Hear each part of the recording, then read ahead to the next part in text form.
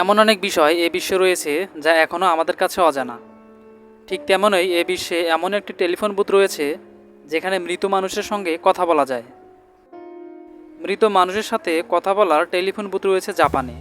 জাপানের ছোট একটি গ্রাম হলো ওতোশুচি। সেখানে রয়েছে এই অদ্ভুত টেলিফোন বুথ। সেখানে নাকি বছরের পর বছর মানুষ লাইন হয়ে প্রিয়জনদের সাথে কথা বলে থাকেন। কাচের তৈরি টেলিফোন বুথে রয়েছে আদিকালের কালো রঙের এক টেলিফোন। প্যাচ দিয়ে নিচে নেমে এসেছে রিসিভারের তার। সামনে নোট বই, সোনালি রঙের ডায়ালে বহু ব্যবহারের দাগ স্পষ্ট।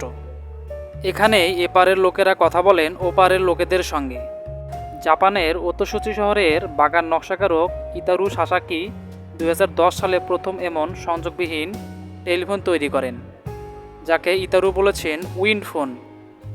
বাতাসে ভেসে না বলা কথা পৌঁছে যাবে প্রয়াত প্রিয়জনের কাছে, এমন ধারণা থেকেই এই নামকরণ। 2011 সালের ভূমিকম্পে ও সুনামিতে জাপানের তোহোকু শহরে প্রাণ হারায় প্রায় 15,000 মানুষ। তখন থেকে জনপ্রিয়তা পায় উইন্ড ফোন। হাজারো মানুষ প্রতিদিন উইন্ড ফোনের কাছে ভিড় করতে থাকে। প্রিয়জনকে না বলা কথা ভাসিয়ে দেয় হাওয়ায়। তারপর থেকে বছরের পর বছর ধরে এই টেলিফোন কাউকে একাকী হাসতে, কাউকে কাঁদতে, কাউকে আবার গল্প করতে দেখেছে বহু মানুষ। ওপার থেকে কোনো প্রতিক্রিয়া মেলে কি না তা এখনও জানা যায়নি। দর্শক, এই ছিল আজকের ভিডিও। এরকম সব জানা অজানা তথ্য পেতে অবশ্যই আমাদের চ্যানেলটি সাবস্ক্রাইব করে আমাদের পাশেই থাকবেন। ধন্যবাদ।